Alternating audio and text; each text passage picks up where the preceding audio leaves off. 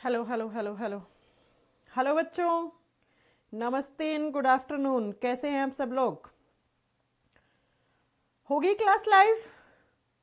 फटाक से एक बार जो बच्चे लाइव आ गए हैं वो मुझे कमेंट करके ये बता दो कि ऑडियो वीडियो सब कुछ क्लियर चल रहा है ना? मेरी साइड से सब कुछ ठीक है ना? चलो स्टार्ट करें फिर अपनी आज की क्लास। सुनीता आ चुकी हैं, पंकज आ चुके हैं। मैम ब्लड टेस्ट में क्या लिखा हुआ है? 6% क्या आया आपका ब्लड टेस्ट में? घनाराम आ चुके हैं, पंकज आ चुके हैं, लोकेश आ चुके हैं, आशीष आ चुके हैं, चंद्रशेखर आ चुके हैं, संदेश, अमन कुमार, सोनू कुमार, राहुल कुमार, अरे सारे कुमार इधर आ गए क्या? मोहम्मद आ चुके हैं। चलिए फिर स्टार्ट करें अपनी आज की क्लास। आज अपना फाइनली फर्स्ट चैप्टर खत्म हो जाएगा, उसके बाद हमने क्वेश्चंस की पीडीएफ लगा ली है, वो हम करेंगे। स्टार्ट करें? All good? कल की पीडीएफ मिल गई थी। कल और लास्ट क्लास की पीडीएफ मैंने एक साथ अपलोड करवा दी है, तो ये मत बोलना टेक्निकल टीम को फोन करके कि लास्ट क्लास की पीडीएफ नहीं है। पिछली वाली स्लाइड 2 ही थी ना, इसलिए मैंने सोचा एक साथ करवा दूं। All clear? चलो आ जाओ फिर शुरू करते हैं। हम कल पढ़ रहे थे ब्लड ग्रुप्स। कौन कौन से ब्लड ग्रुप्स होते हैं? मैम आपने पढ़ाया था ह्यूमंस का जो ब्लड आता है वो एबीओ सिस्टम में आता है, एबीओ तंत्र में आता है। एबीओ सिस्टम में टोटल 8 ब्लड ग्रुप होते हैं। कल हमने पढ़ लिया था A blood group, B blood group, A, B और ओ, है ना? ये 4 पढ़ लिए थे जी मैम। अब याद है कल की क्लास मैंने कहा था आरबीसी के सरफेस एरिया पर जिस टाइप का एंटीजन है वही आपका ब्लड ग्रुप है। जिस टाइप का एंटीजन होता है उसके अपोजिट हमेशा एंटीबॉडी होना चाहिए ब्लड में, ये बात पढ़ ली थी। उसके बाद मैंने आपको कल 2 चीजें पढ़ाई थी, अगर आपको याद हो तो मैंने कहा था ए बी ब्लड ग्रुप जो होता है उसको हम यूनिवर्सल रिसीवर, सर्वग्राही रक्त समूह कहते हैं। ओ ब्लड ग्रुप होता है उसको सर्वदाता, सबको खून देने वाला यूनिवर्सल डोनर ब्लड ग्रुप कहते हैं। जी मैम। लेकिन मैम हमारा बच गया है पॉजिटिव और नेगेटिव कैसे होते हैं। चलिए फिर देखो बेटा, कल मैंने कहा था 1900 में, 1900 से लेकर 1901 में पूरे वर्ल्ड को, पूरे संसार को पता लगा कि कुछ ब्लड ग्रुप्स होते हैं।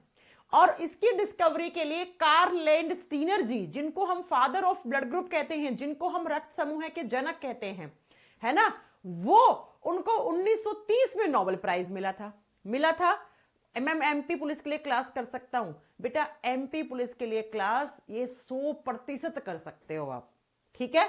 मैम केमिस्ट्री के नोट्स नहीं है कंप्लीट। अरे तुम रोज क्यों कमेंट करते हो? कन्हैया कुमार बोल तो दिया 20 तारीख तक होंगे केमिस्ट्री के नोट्स अपलोड, काहे को परेशान कर रहे हो? हाँ चलो मैम आपकी टेक्निकल टीम 2-3 दिन से मैथ की क्लास में, अरे बेटा मैथ्स की क्लास कल वाली सर ने रिकॉर्ड कर दी थी, कल कुछ प्रॉब्लम आ गई थी, वो आज अभी टेक्निकल टीम डाल रही है, कल वाली आज प्रॉपर लाइव चलेगी आपकी मैथ्स की क्लास, डोंट वरी। शेला आपका तो नाम ही थोड़ा अटपटा है। चलो तो अब सुनो मेरी बात ध्यान से। तो 1930 में नोबेल प्राइज मिला था लैंडस्टीनर जी को, किसके लिए? For the discovery of blood group. मैंने कहा था ना नोबेल प्राइज मिलने के बाद भी शांत नहीं बैठे थे ये। इन्होंने पता है क्या किया? 1940 में, 1940 में, समय कब है ये वाला साल आपको याद रखना पड़ेगा, इसका एग्जाम में आ जाता है। 1940 में कार्ल लैंडस्टीनर, एक तो वो खुद हो गए, है ना, इनको चैन नहीं था, इनको भैया मतलब और डिस्कवरी करनी थी। कार्ल लैंडस्टीनर एक तो खुद हो गए, प्लस अपने साथ एक और वैज्ञानिक को जोड़ लिया जिनका नाम है विनर। क्या नाम है बेटा? विनर। 1940 में कार्ल लैंडस्टीनर और विनर दोनों ने बताया कि ये जो ब्लड ग्रुप्स होते हैं ये तो पॉजिटिव और नेगेटिव भी होते हैं, ये तो पॉजिटिव और नेगेटिव भी होते हैं। अब ये कैसे होते हैं तो उसको समझने की कोशिश करो। कार्ल लैंडस्टीनर और वीनर ने 1940 में किसकी डिस्कवरी की? RH फैक्टर की खोज की बेटा। किसकी खोज की? RH फैक्टर, हिंदी में RH कारक बोलेंगे, या इसी को कहा जाता है RH ब्लड ग्रुप। क्या कहा जाता है? RH ब्लड ग्रुप कहा जाता है, RH रक्त समूह कहा जाता है। पहला क्वेश्चन सुनो, एग्जामिनर कैसे पूछेगा? एग्जामिनर पूछेगा कि RH फैक्टर की खोज कब हुई? 1940 में, 1940 में। किसने की? कार्ल लैंडस्टीनर और वीनर दोनों ने मिलकर की, दोनों वैज्ञानिकों ने। अब कैसे की तो वो सुनो। अब अब सही सही सुनो उन्होंने कैसे की। ठीक है, एक बंदर को पकड़ा और उस बंदर का नाम क्या था, रीसस मंकी। अब आपको मैम बंदरों के भी नाम होते हैं क्या, अरे रीसस प्रजाति का बंदर था। कौन से बंदर में, एक बंदर को पकड़ा 1940 में जिस बंदर का नाम क्या था, रीसस मंकी था। यह आता है एग्जाम में, उस बंदर की प्रजाति का नाम क्या था, रीसस मंकी। हिंदी में सेम नाम है बेटा, रीसस बंदर हो जाएगा। इस बंदर को पकड़ा और पकड़ के इसका खून निकाला। ठीक है, पहले समझो फिर नोट करना। इस बंदर को पकड़ा और पकड़ के इसका खून निकाला, खून में से इस आरबीसी निकाली और इन्होंने देखा, दोनों साइंटिस्ट ने, कि इस बंदर की ये जो आरबीसी है इस पे एक और अलग प्रकार का एंटीजन है, एक और एंटीजन है और इस एंटीजन का नाम दे दिया क्या, इस एंटीजन का नाम दिया डी एंटीजन। क्या नाम दिया बेटा, बोलो एक बार। आरबीसी के ऊपर क्या होते हैं, मैम ने कल ही पढ़ाया था, एंटीजन होते हैं। लैंडस्टीनर और वीनर दोनों वैज्ञानिक ने 1940 में एक रीसस प्रजाति का बंदर पकड़ा, पकड़ के उसका 3 से 4 बूंद खून निकाला, निकाल के उसके खून की आरबीसी को इलेक्ट्रॉन माइक्रोस्कोप के नीचे रखा। जब रखा तो पता लगा कि इसके आरबीसी के ऊपर एक अलग टाइप का एंटीजन मिला है और जिस एंटीजन को क्या कहते हैं, जिस एंटीजन को डी एंटीजन कहते हैं। फिर सेम एक्सपेरिमेंट इंसानों के खून पे किया इन्होंने, तो पता लगा कुछ ऐसे इंसान हैं जिसके खून में ये डी एंटीजन होता है और कुछ ऐसे इंसान हैं जिनके खून में ये डी एंटीजन नहीं है। तो इन दोनों वैज्ञानिक ने क्या कहा, इन दोनों वैज्ञानिक ने कहा कि जिस भी इंसान के खून में ये डी एंटीजन होगा, D antigen is present, present का मतलब पाया जाता है, तो उस इंसान का खून जाएगा पॉजिटिव में, उसका खून किस में जाएगा, पॉजिटिव में जाएगा। और अगर किसी इंसान के आरबीसी के ऊपर ये डी एंटीजन एब्सेंट है, एब्सेंट का मतलब नहीं है, ठीक है, तो उस इंसान का खून किस में जाएगा, नेगेटिव में जाएगा। क्या मेरी बात समझ में आई, हाँ मैम। और बाद में इसी डी एंटीजन को आगे चलकर इसका नाम चेंज करके बोल दिया कि ये तो आरएच एंटीजन है। क्यों है आरएच एंटीजन, क्योंकि ये कौन से बंदर में खोजा गया सबसे पहले, रीसस, तो यहां से इसके नाम का आरएच उठाया और इस ब्लड ग्रुप को आरएच ब्लड ग्रुप या आरएच कारक बोल दिया गया। तो अगर आप में से किसी भाई बंधु का ब्लड ग्रुप पॉजिटिव है तो बेटा आप सब क्या हो, आपके अंदर डी एंटीजन है आपकी आरबीसी पर। अगर आप में से खून आपका नेगेटिव है तो आपके आरबीसी के ऊपर डी एंटीजन नहीं है। आ गई मेरी बात समझ में। अब एग्जामिनर के क्वेश्चन सुनो। सबसे पहले एग्जामिनर पूछेगा आरएच फैक्टर की खोज किसने की, किस साल में की, सबसे पहले किस बंदर में की, आरएच का फुल फॉर्म क्या है, रीसस। आपसे पूछेगा कि आरएच फैक्टर में कौन से एंटीजन की खोज हुई, डी एंटीजन। डी एंटीजन का बाद में नाम चेंज करके क्या रखा गया, आरएच एंटीजन। और आपसे पूछ ले एग्जामिनर कि हमारा खून जो ब्लड ग्रुप है, जो रक्त समूह है, उसमें पॉजिटिव का मतलब क्या है, तो पॉजिटिव का मतलब है आपके आरबीसी के ऊपर डी एंटीजन है, नेगेटिव का मतलब है आपकी आरबीसी के ऊपर डी एंटीजन नहीं है। अब मैं आपको समझाती हूं, सुनिए।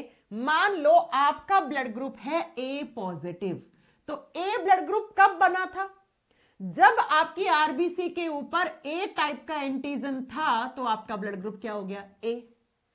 अब आपका ब्लड ग्रुप पॉजिटिव है तो आपकी आरबीसी के ऊपर एक और एंटीजन होगा जिसको क्या बोलेंगे, डी एंटीजन।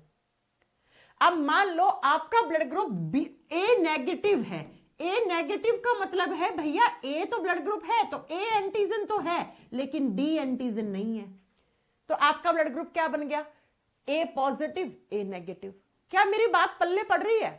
मैंने कहा अगर किसी इंसान का ए पॉजिटिव ब्लड ग्रुप है तो उसके आरबीसी के ऊपर ए एंटीजन है और क्योंकि वो पॉजिटिव है तो डी एंटीजन भी है। मैंने कहा किसी इंसान का ब्लड ग्रुप ए नेगेटिव है तो उस आपकी आरबीसी के ऊपर ए ब्लड ग्रुप है तो ए एंटीजन तो होगा ना, लेकिन वो नेगेटिव है ए, इसका मतलब आपकी आरबीसी के ऊपर डी एंटीजन नहीं है। आगे बात समझ में, जी मैम, है ना। अब अगर आपका बी पॉजिटिव है तो आपकी आरबीसी के ऊपर बी एंटीजन है, और पॉजिटिव है तो डी भी है। अगर आपका ब्लड ग्रुप बी नेगेटिव है तो सिर्फ बी है, डी नहीं है। ऐसे ही A B positive, A B negative, O positive, O negative, तो टोटल करोगे तो कितने ब्लड ग्रुप बन गए? 8 ब्लड ग्रुप बन गए। और कल की क्लास में मैंने यही तो कहा था, हमारे एबीओ सिस्टम में कुल 8 ब्लड ग्रुप होते हैं, 4 positive 4 negative, 4 positive 4 negative. Sanjeev Kumar कह रहे डी एंटीजन क्या है? बेटा एंटीजन है, और क्या है? डी एंटीजन है। जैसे ए एंटीजन है वैसे डी एंटीजन है, लेकिन डी एंटीजन होगा तो आपका ब्लड ग्रुप पॉजिटिव है, नहीं होगा तो आपका ब्लड ग्रुप नेगेटिव है। तो इस प्रकार से कुल कितने ब्लड ग्रुप बन गए? मैम 8 ब्लड ग्रुप बन गए। बन गए कि नहीं बन गए बताओ? जी मैम। अब आप लोग बताओ कि आपका ब्लड ग्रुप क्या क्या है। सब लोग अपना अपना ब्लड ग्रुप टाइप करो। अच्छा ब्लड ग्रुप नहीं, आप अपना ब्लड ग्रुप मत बताओ, आप ये बताओ कि आपके ब्लड ग्रुप में कौन कौन से एंटीजन हैं।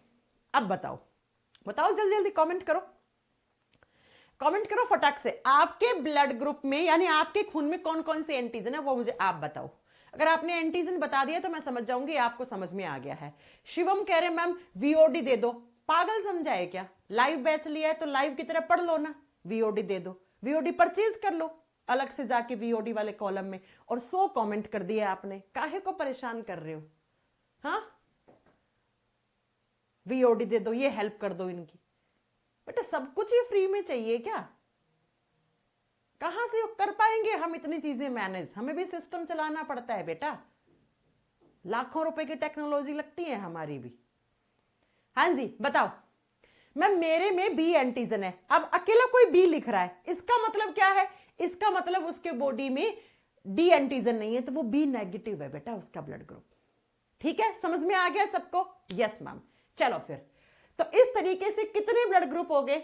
8 ब्लड ग्रुप हो गए। तो इस स्लाइड को तो आपको रफ कर देना, ये तो सिर्फ आपको समझाने के लिए मैंने बताया है, आपको इससे क्वेश्चंस याद रखने हैं। तो आपका खून पॉजिटिव होगा या नेगेटिव होगा, वो कौन सा एंटीजन बनाएगा? कौन सा एंटीजन बताएगा? तो वो डी एंटीजन। और डी एंटीजन सबसे पहले किसमें खोजा गया? बंदर में। बंदर में मिला, फिर पता लगा इंसानों के खून में भी ये डी एंटीजन होता है। तो इस तरीके से 1940 में सबसे पहले ये पता लगा कि भैया ये ब्लड ग्रुप तो पॉजिटिव और नेगेटिव भी होते हैं, पॉजिटिव और नेगेटिव भी होते हैं। अब मैम पॉजिटिव और नेगेटिव में खून कैसे डोनेट किया जाता है? अभी तो मैंने सिंपल तरीके से आपको समझाया था कि आप जो हैं वो 4 ब्लड ग्रुप वाले हैं, फिर मैंने पॉजिटिव नेगेटिव बताया कि कैसे होगा। लेकिन अब मैं आपको समझाने जा रही हूं कि पॉजिटिव और नेगेटिव में खून कैसे डोनेट किया जाता है। अब कोई कमेंट नहीं करेगा, सिर्फ 10 मिनट ध्यान से मेरी बात सुनेंगे, क्योंकि एग्जाम में आता है क्वेश्चन, आज ही कराऊंगी, पता लग जाएगा। सुनो, अगर कोई इंसान RH पॉजिटिव वाला है, अब RH पॉजिटिव का मतलब क्या है? जिसके बॉडी में डी एंटीजन है। अरे भैया RH पॉजिटिव का मतलब क्या हो गया? डी एंटीजन है। RH एंटीजन, RH नेगेटिव का मतलब क्या है? डी एंटीजन या RH एंटीजन नहीं है। पॉजिटिव वाला इंसान जब डोनेट करता है खून, तो बेटा वो सिर्फ पॉजिटिव को देता है। ध्यान से समझना, डोनेट का मतलब होता है खून देना। पॉजिटिव वाला जब खून देता है तो सिर्फ पॉजिटिव को देता है। पॉजिटिव वाला जब खून लेता है, एक्सेप्ट करता है या रिसीव करता है, आप क्या ही लिख लो, ठीक है, खून लेता है, तो पॉजिटिव वाला पॉजिटिव से भी लेता है, नेगेटिव से भी लेता है।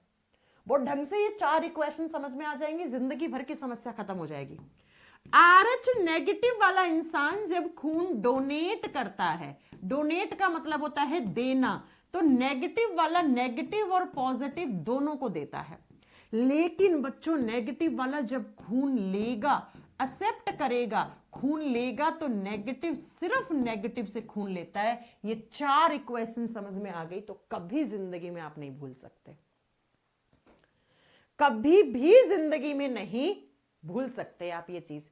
इन शिवम को इस बैच से ब्लॉक कर देना। हाँ जी, इन शिवम को पढ़ना नहीं है, इनको आप यहां से ब्लॉक कर दो। सिर्फ पढ़ने वाले बच्चे ही मुझे लाइव बैच में चाहिए, है ना। चलो आ जाओ। RH पॉजिटिव वाला, पॉजिटिव इंसान जब खून देता है तो वो पॉजिटिव को देता है। सिर्फ पॉजिटिव वाला लेगा तो वो पॉजिटिव नेगेटिव दोनों से लेगा। नेगेटिव वाला खून देगा तो दोनों को देगा, लेकिन लेगा तो सिर्फ नेगेटिव से लेगा। मैम नहीं समझ में आया? नहीं आया? मैं आपको समझाती हूं, आओ आओ मैं समझाती हूं आपको। 2 एग्जाम्पल देके समझाऊंगी, 2 आपसे पूछूंगी। मान लो आपका ब्लड ग्रुप ए बी है। ए बी में तो मैम 2 होते हैं, एक होता है ए बी पॉजिटिव, एक होता है ए बी नेगेटिव। जी मैम, अब आ जाओ। मैंने कल आपको एक चीज पढ़ाई थी, इनफैक्ट आज ही पढ़ाई है आते ही। मैंने कहा था कि जो ए बी ब्लड ग्रुप वाला होता है वो सर्वग्राही होता है, वो सबसे खून लेने वाला होता है, वो यूनिवर्सल रिसीवर होता है। अब आप मेरे से ये नहीं पूछोगे क्यों होता है, कल अच्छे से पढ़ाया था। क्यों होता है एबी वाला? क्योंकि एबी वाले में कोई एंटीबॉडी नहीं होती है। अब कल की क्लास किसी ने नहीं करी है तो वो आज की क्लास समझने की कोशिश नहीं करेगा, उसे नहीं आएगी समझ में। कल की करके फिर आज की करे। सुनो, एबी पॉजिटिव वाला जब खून देगा, एबी पॉजिटिव खून देगा। अब मुझे ये बताओ पॉजिटिव किसको देता है, इसमें देखकर बताओ। मैम पॉजिटिव सिर्फ पॉजिटिव को देता है, और कल मैम आपने पढ़ाया था एबी वाला सिर्फ एबी को देता है। एबी वाला जब खून लेता है तो सबसे लेता है, देता तो सिर्फ एबी को, और पॉजिटिव है तो सिर्फ पॉजिटिव को देगा बेटा। एबी पॉजिटिव एबी को ही खून देता है। लेकिन बच्चों एबी पॉजिटिव वाला जब खून लेगा, एक्सेप्ट करेगा, एबी को तो यूनिवर्सल रिसीवर बोलते हैं, सर्वग्राही बोलते हैं, और पॉजिटिव है तो भाई वो पॉजिटिव नेगेटिव सबसे ले सकता है। तो पता है एबी पॉजिटिव वाला ऑल पॉजिटिव ऑल नेगेटिव सबसे खून ले लेगा। अगर आपका ब्लड ग्रुप एबी पॉजिटिव है तो आपको चेक ही नहीं करना है, आपको अगर खून की कमी हुई तो कोई भी चढ़ा लो, आप जिंदा रह जाओगे। क्यों? क्योंकि आप एबी पॉजिटिव हो। अब आओ, एबी नेगेटिव वाला जब खून देगा, अब देखो नेगेटिव जो होता है वो तो पॉजिटिव नेगेटिव दोनों को देता है। जी मैम, तो एबी नेगेटिव वाला एबी पॉजिटिव और एबी नेगेटिव दोनों को दे सकता है। जी मैम, और एबी नेगेटिव वाला जब खून लेगा, मैम एबी तो यूनिवर्सल रिसीवर होता है, सर्वग्राही होता है। अरे भैया मान लिया, लेकिन ये तो देखो नेगेटिव वाला सिर्फ नेगेटिव से लेता है। तो एबी नेगेटिव जब खून लेगा तो सबसे लेगा, लेकिन ऑल नेगेटिव से लेगा बेटा, पॉजिटिव से नहीं लेगा। क्यों नहीं लेगा वो अभी बताऊंगी मैं आपको, उसका कारण मैं बताऊंगी। लेकिन आप मुझे ये बताओ कि इन दोनों में से ज्यादा अच्छा यूनिवर्सल रिसीवर कौन हुआ, ज्यादा अच्छा सर्वग्राही कौन है, ये है या ये है? अरे मैम साफ साफ देख पा रहे हैं कि अगर किसी का खून ए बी पॉजिटिव है तो वो तो ऑल पॉजिटिव ऑल नेगेटिव सबसे खून ले सकता है। लेता ए बी नेगेटिव वाला भी है, लेकिन वो तो सिर्फ नेगेटिव से लेता है। तो क्या मैं लिख दूं इस इक्वेशन से? हमारे सामने क्या निकल के आ रहा है? हमारे सामने निकल के आ रहा है कि ए बी पॉजिटिव ज्यादा अच्छा सर्वग्राही है। सर्वग्राही का मतलब क्या है? यूनिवर्सल रिसीवर या यूनिवर्सल एक्सेप्टर, जो भी लिखना है आपको लिख दो। ये लो तो एग्जाम के क्वेश्चन। अब आप मेरे से पूछो कि मैम एग्जाम में और कैसे क्वेश्चन आते हैं। आपसे एग्जामिनर पूछेगा ए बी पॉजिटिव किसको खून देता है, आप करके आओगे सिर्फ ए बी पॉजिटिव को। आपसे एग्जामिनर क्वेश्चन पूछेगा ए बी नेगेटिव किस किस को खून दे सकता है, A B positive A B negative. ये लो आप कितने क्वेश्चन बना लो। अगर आपका कॉन्सेप्ट स्ट्रांग हो गया तो बेटा कोई प्रॉब्लम नहीं है, कहीं से भी एग्जामिनर क्वेश्चन बना ले, हमें क्या फर्क पड़ता है। नहीं पढ़ रहा ना तो आ जाओ, एक एग्जाम्पल और देते हैं आपको। मैम एक और एग्जाम्पल से समझाओ। चलो कोई बात नहीं है, एक एग्जाम्पल से और समझाती हूं, इस चीज को यहां रखो। ओ का एग्जाम्पल देती हूं। ओ में 2 ब्लड ग्रुप होते हैं, एक होता है ओ पॉजिटिव, एक होता है ओ नेगेटिव। जी मैम, ओ वाला पॉजिटिव वाला खून डोनेट कर रहा है। अब ओ तो क्या होता है? यूनिवर्सल डोनर होता है। ओ तो सर्वदाता है, सबको खून देता है। लेकिन आप ये देखो ना, पॉजिटिव सिर्फ पॉजिटिव के लिए यूनिवर्सल डोनर है, तो ओ पॉजिटिव ऑल पॉजिटिव्स को डोनेट करेगा। जी मैम, ओ सॉरी, ओ पॉजिटिव जो है वो आप क्या बताओगे? डोनेट करेगा पॉजिटिव सिर्फ पॉजिटिव को। सही तो है, ऑल पॉजिटिव को डोनेट करेगा। अब सुनो, ओ पॉजिटिव जब खून लेगा तो ओ वाला सिर्फ ओ से लेता है, कल पढ़ाया था, और पॉजिटिव है वो तो पॉजिटिव नेगेटिव दोनों से ले लेगा, तो ओ पॉजिटिव और ओ नेगेटिव दोनों से ले लेगा। जी मैम, अब ओ नेगेटिव जब खून डोनेट करता है तो O वाला तो यूनिवर्सल डोनर होता है, सर्वदाता, और नेगेटिव है तो नेगेटिव पॉजिटिव सबको, यानी कि O नेगेटिव वाला ऑल पॉजिटिव्स ऑल नेगेटिव सबको खून दे देगा। लेकिन बच्चों O नेगेटिव जब खून लेगा तो O वाला O से लेता है और नेगेटिव नेगेटिव से लेता है, तो O नेगेटिव से लेगा सिर्फ, है ना। आई मेरी बात समझ में? 1 मिनट रुकना बेटा, कैमरा ना ऑफ हो गया, वो इन्वर्टर लोड ले रहा है ना। 1 सेकेंड, कैमरा ऑन हो रहा है। 1 मिनट देना मुझे, ये लाइट गई होगी तो इन्वर्टर ने लोड लिया होगा, तो ये हो जाता है बहुत बार, फिर इनकी सेटिंग सही करनी पड़ती है इन कैमरों की। ऑनलाइन क्लास लेना इज वेरी टफ। मुझे तो आजकल ऑफलाइन पढ़ाने में ज्यादा मजा आता है, ऑनलाइन में इतना लाइट वाइट सब करो। अब आप मुझे ये बताओ कि O पॉजिटिव और O नेगेटिव में यूनिवर्सल डोनर ज्यादा अच्छा कौन है? अरे मैम, O पॉजिटिव वाला भी सबको खून देता है, लेकिन पॉजिटिव सिर्फ पॉजिटिव को देता है। O नेगेटिव देखो, ऑल पॉजिटिव्स ऑल नेगेटिव सबको खून दे सकता है, तो क्या मैं इस इक्वेशन से ये लिख दूं कि O नेगेटिव को आप यूनिवर्सल डोनर ज्यादा अच्छा बोलेंगे? जी मैम, बिल्कुल बोलेंगे। इसको क्या बोलेंगे? सर्वदाता, सबको खून देने वाला। ये देखो, आई मेरी बात समझ में? यहां तक आई मेरी बात समझ में? यहां तक आ गई होगी। अब A और B का तो खुद निकाल लोगे। हाँ मैम, निकाल लेंगे हम। क्या करना है, इस इक्वेशन में रख देना है, आ जाएगा समझ में। अब मैं आपको 3-4 चीजें पढ़ाती हूं जो ध्यान से समझना। O नेगेटिव को देखो कितना रेयर है। O नेगेटिव वाला सिर्फ खून लेता है तो O नेगेटिव से लेता है। आपने एक मूवी देखी है, सुल्तान मूवी, सलमान खान की, जिसमें सलमान खान जो होता है वो एक एथलीट होता है ना, इंटरनेशनल लेवल का एथलीट होता है, आपने देखा होगा। तो अनुष्का शर्मा को बच्चा होता है, उसके बच्चे का O नेगेटिव ब्लड ग्रुप होता है, और उस समय गांव में O नेगेटिव ब्लड ग्रुप मिलता नहीं, और सलमान खान का O नेगेटिव ब्लड ग्रुप होता है। तो वो खेलने चला जाता है और पीछे से उसके बच्चे को खून ना चढ़ने की वजह से डेथ हो जाती है। फिर अनुष्का शर्मा उससे गुस्सा हो जाती है, सब आपने देखा है। ऐसा क्यों? क्योंकि बेटा O नेगेटिव वाले को जब खून की जरूरत पड़ती है तो वो सिर्फ O नेगेटिव से लेता है। इसीलिए जब कभी किसी इंसान को O नेगेटिव खून की जरूरत होती है तो उसको बहुत मुश्किल से मिल पाता है। इनफैक्ट इन सब में सबसे महंगा ब्लड ग्रुप है ये ब्लड बैंक में।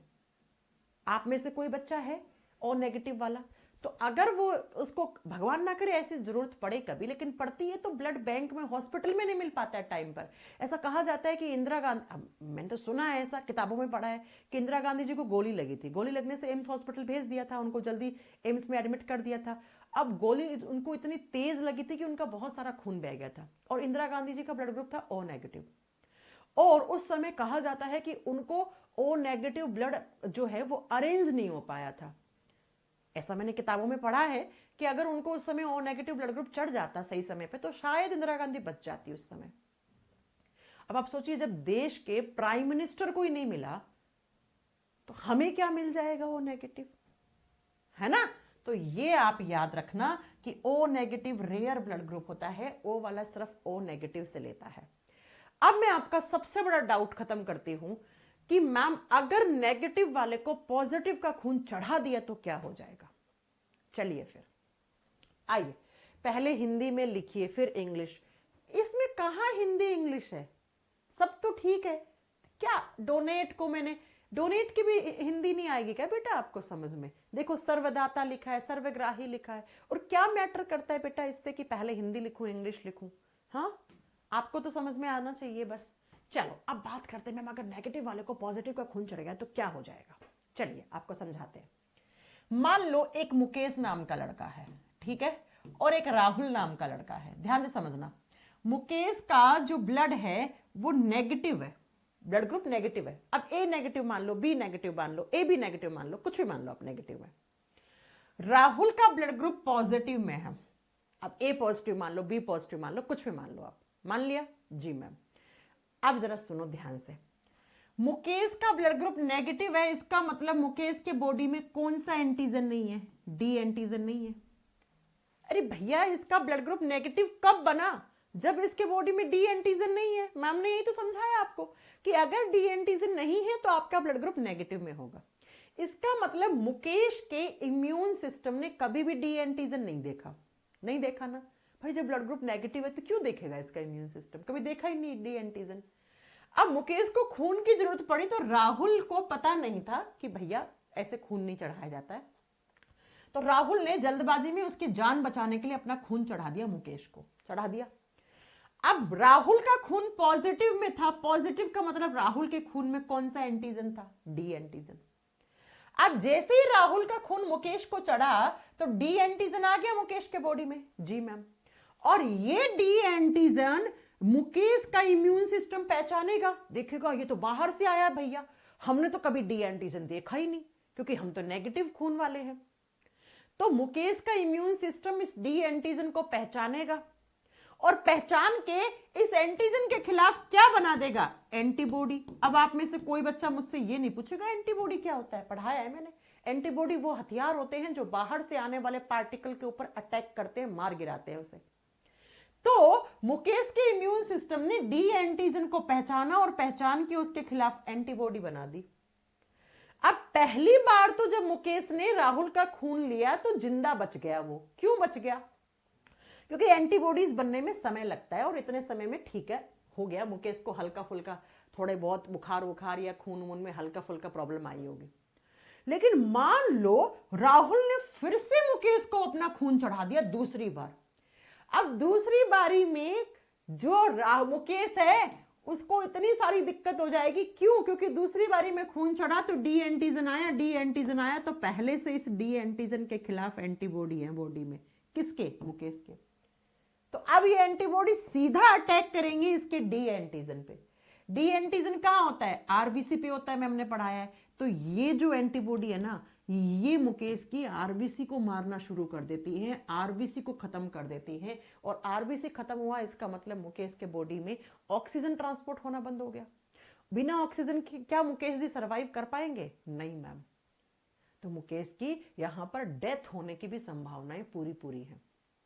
इसीलिए किसी का खून चढ़ाने से पहले, किसी को खून देने से पहले क्या चेक किया जाता है, उसका ब्लड ग्रुप चेक किया जाता है।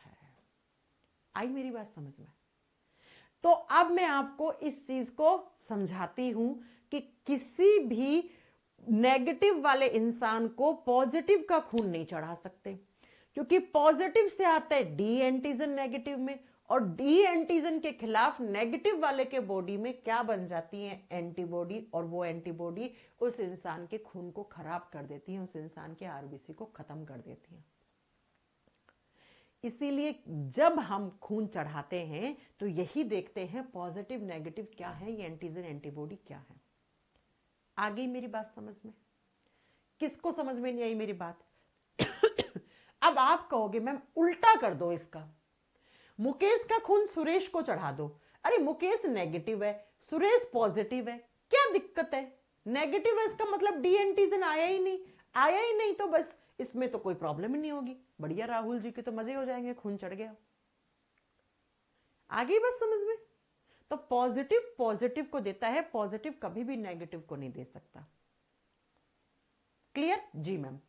अब मैं आपको एक चीज पढ़ाती हूं कि हॉस्पिटल्स में जब कभी भी इमरजेंसी कंडीशन होती है, इमरजेंसी का मतलब होता है आपातकालीन स्थिति। मान लो एक किसी इंसान का एक्सीडेंट हो गया और बहुत सारा खून बह गया उसको किसी भले मानस ने हॉस्पिटल पहुंचा दिया। हॉस्पिटल पहुंचा तो डॉक्टरों को लगा अरे भैया इसका तो बहुत सारा खून निकल गया है बाहर, तो अब इस इंसान को खून चढ़ा के हम इसकी जान बचा सकते हैं। लेकिन क्योंकि वो इंसान बेहोश है तो उससे डॉक्टर ये नहीं पूछ सकते हैं कि उसका ब्लड ग्रुप क्या है। अब डॉक्टर्स को, और डॉक्टर के पास इतना टाइम नहीं है कि उसका ब्लड ग्रुप चेक करें। चेक करने में तो मतलब समय निकल जाएगा। तो उस समय डॉक्टर्स के पास एक ऑप्शन होता है उसकी जान बचाने का। क्या? डॉक्टर्स उस केस में रिस्क क्या मतलब ना के बराबर है रिस्क, लेकिन डॉक्टर्स क्या करते हैं, ऐसी कंडीशन में, ऐसी इमरजेंसी कंडीशन में उस पेशेंट को, उस मरीज को ओ नेगेटिव ब्लड ग्रुप चढ़ा देते हैं। अब मैम ओ नेगेटिव क्यों चढ़ाया? ये ओ नेगेटिव तभी चढ़ाते हैं जब डॉक्टर्स को उसका ब्लड ग्रुप पता नहीं होता है और जान बचानी है और समय कम है डॉक्टर के पास। तो डॉक्टर्स क्या करते हैं, ओ नेगेटिव ब्लड ग्रुप चढ़ा देते हैं। अब ओ नेगेटिव क्यों चढ़ाया, क्योंकि ओ वाले में ना ए एंटीजन है, ना बी एंटीजन है, ना डी एंटीजन है। अरे ओ कब बना था, याद है कल की क्लास, मैम जब ए और बी दोनों ही एंटीजन नहीं है तो 0 0 अच्छा नहीं लगता, तो ओ। और नेगेटिव का मतलब क्या है, ओ में तो डी एंटीजन है ही नहीं। तो इमरजेंसी कंडीशन में ओ नेगेटिव ब्लड ग्रुप इसलिए चढ़ाया जाता है क्योंकि ओ नेगेटिव में एक भी एंटीजन नहीं होता, और जब बाहर से एंटीजन आएगा ही नहीं, मान लो मेरा ब्लड ग्रुप है कुछ भी, मुझे खून की जरूरत पड़ी तो मेरे को डॉक्टर ने ओ नेगेटिव चढ़ा दिया, ओ नेगेटिव में कोई एंटीजन आया ही नहीं, तो क्या मेरा इम्यून सिस्टम एंटीबॉडी बनाएगा? नहीं भैया, जब एंटीजन आ ही नहीं है, ना तो एंटीजन एंटीबॉडी सेम हो सकता है, ना ही एंटीजन आरएच एंटीजन आया तो एंटीबॉडी बनेगा ही नहीं मेरे बॉडी में, तो मैं जिंदा रह जाऊंगी। तो एग्जामिनर पूछता है कि हॉस्पिटल्स में इमरजेंसी कंडीशन में कौन से ब्लड ग्रुप को यूज में लिया जाता है, तो ओ नेगेटिव। हाँ, मैं फिर से रिपीट कर दूं कि ओ नेगेटिव मिलना बहुत मुश्किल है, लेकिन अगर डॉक्टर्स को मिल जाता है, उस समय हॉस्पिटल की ब्लड बैंक में है ये अवेलेबल, तो डॉक्टर उसकी जान बचा लेते हैं। आ गई मेरी बात समझ में? अब यहां से ये सारे क्वेश्चंस हैं जो मैंने आपसे डिस्कस करे, इनको हल्के में मत लेना। आपसे एग्जामिनर पूछ ले ओ नेगेटिव में कौन सी एंटीजन होती है, आप कहोगे एक भी नहीं होती है। ओ पॉजिटिव में कौन सी होती है, ओनली एक, डी एंटीजन। पॉजिटिव कब बना, जब डी एंटीजन है तब बना, आरएच एंटीजन है तब बना। बताओ कोई डाउट, पॉजिटिव और नेगेटिव में कैसे खून डोनेट करते हैं, किसी को कोई डाउट है? नहीं। तो अगर आपसे पूछ ले ए बी में यूनिवर्सल रिसीवर कौन है ज्यादा अच्छा, तो ए बी पॉजिटिव इज सर्वग्राही, सबसे खून लेने वाला। ओ में यूनिवर्सल डोनर कौन है, ओ नेगेटिव। और इमरजेंसी कंडीशन में कौन सा चढ़ाया जाता है, ओ नेगेटिव। आपसे पूछ ले ओ नेगेटिव वाला खून लेता है तो किससे, सिर्फ ओ नेगेटिव से। ओ पॉजिटिव वाला तो पॉजिटिव नेगेटिव दोनों से ले सकता है। ओ पॉजिटिव बहुत है, आपकी क्लास में मिल जाएंगे ओ पॉजिटिव बहुत सारे, लेकिन O negative is the rarest condition. बहुत महंगा बिकता है इनका खून, ओ नेगेटिव वालों का। अब किसी की जान से बढ़ के थोड़ी ना कोई पैसा होता है। किसी को कोई डाउट यहां तक की क्लास में? हमने पढ़ा 1900 में ए बी ओ की खोज हुई, 1940 में लोगों को पता लगा कि भैया कौन से ब्लड ग्रुप पॉजिटिव होते हैं, कौन से नेगेटिव होते हैं। क्वेश्चंस बनाना सिखा दिया है कैसे बनते हैं जी मैम। अब आ जाओ अगली बात, इन दोनों ब्लड ग्रुप के अलावा भी हमारे भारत देश में दो और ब्लड ग्रुप हैं जो बहुत रेयर है।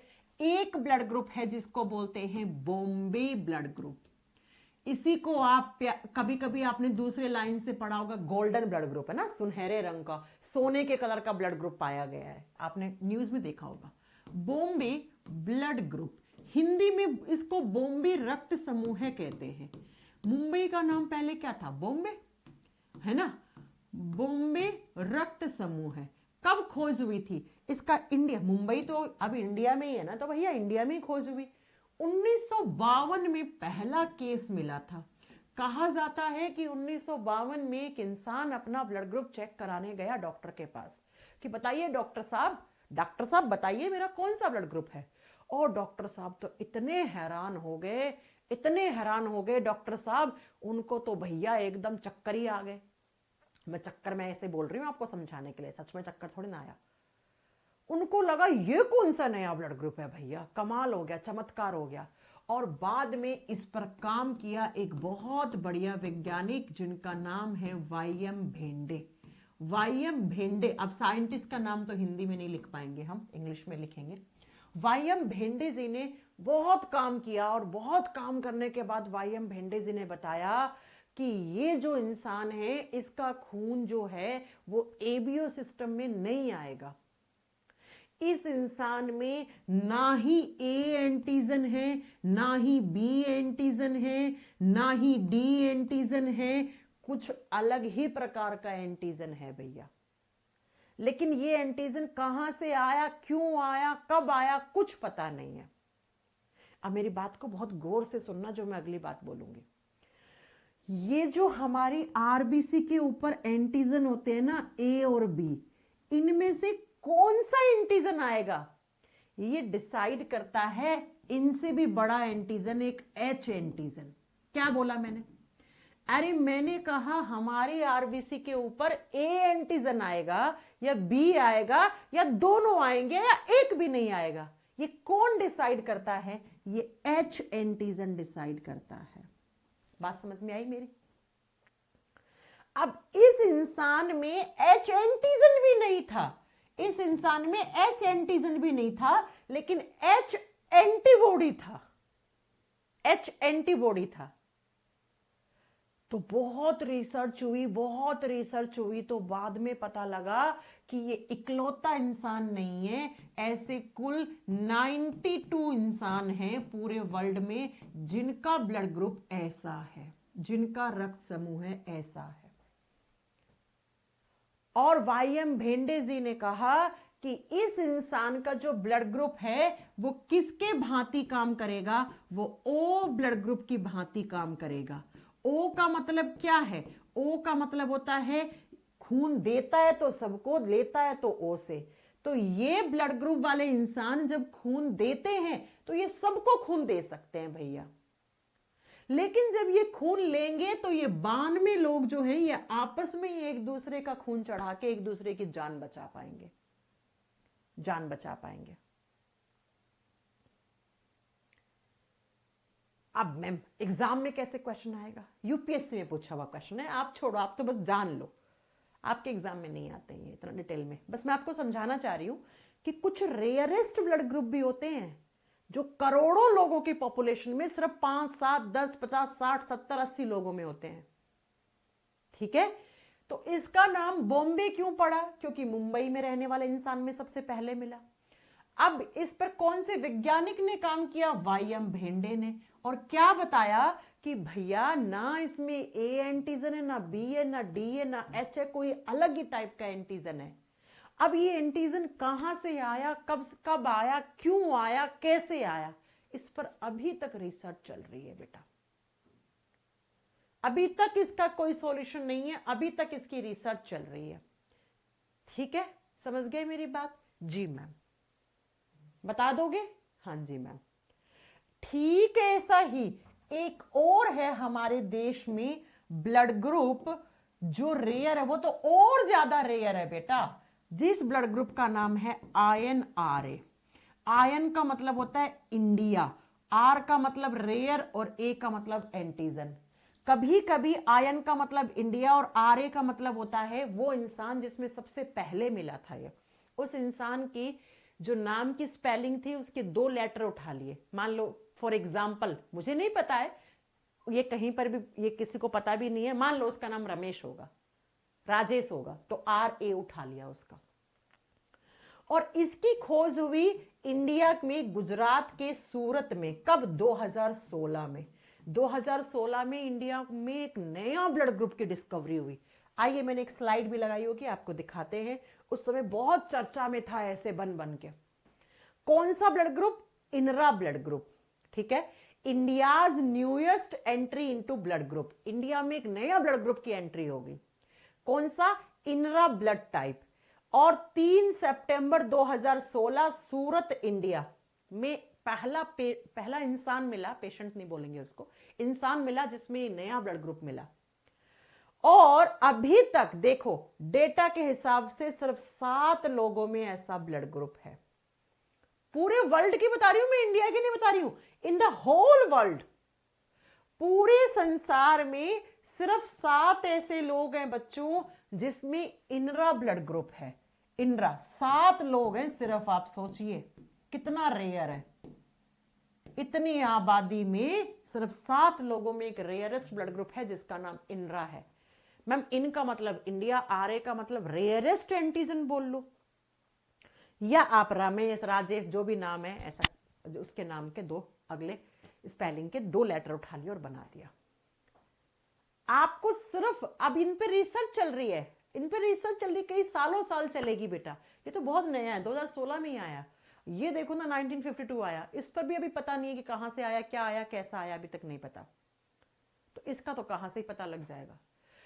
आप सिर्फ इतना याद रखना कि हमारे देश में ABO सिस्टम के अलावा, ABO सिस्टम में तो हम सबका आता है ना, उसके अलावा भी 2 ब्लड ग्रुप एग्जिस्ट करते हैं, एक बॉम्बे ब्लड ग्रुप, एक इनरा ब्लड ग्रुप। इतना याद रखना है। इसकी खोज मुंबई में हुई थी, इसकी खोज सूरत में 2016 में, ये 1952 में। अब ये क्या है, क्यों है, कहां से है, बेटा इस पर मैं नहीं पढ़ा पाऊंगी, बिकॉज कोई जानकारी है ही नहीं यहां से। जितनी इंफॉर्मेशन मैंने दी है उतनी आपको गूगल, विकिपीडिया, चैट जीपीटी, किसी से ही पूछना, इतनी मिलेगी, इससे ज्यादा नहीं मिलेगी।